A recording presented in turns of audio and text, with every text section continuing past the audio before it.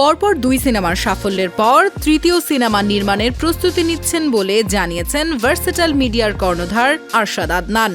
2023 সালের কুরবানির ঈদে প্রিয়তমার সাফল্যের পর চলতি বছর রোজার ঈদে দিলেন আরও এক হিট সিনেমা, যার নাম রাজকুমার। এবার প্রযোজক তার জন্মদিনে জানালেন নতুন সিনেমা নিয়ে আসছেন, যার নাম সাহেব। সিনেমাটিতে শাকিব খান থাকার গুঞ্জন থাকলেও প্রযোজক জানিয়েছেন থাকছেন না শাকিব খান। সাহেব সিনেমায় নায়িকা ইধিকা পালের বিপরীতে থাকবেন পরাণ খ্যাত অভিনেতা শরীফুল রাজ।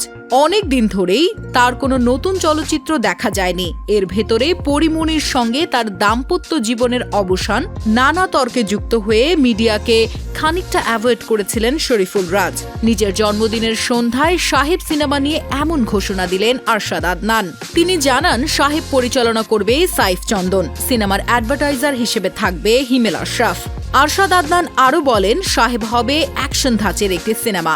জুলাইয়ে শুরু হতে যাচ্ছে সিনেমাটির শুটিং। ইতিমধ্যে শরীফুল রাজ ও ইধিকা পালকে সিনেমাটির জন্য চূড়ান্ত করা হয়েছে বলেও জানা গেছে।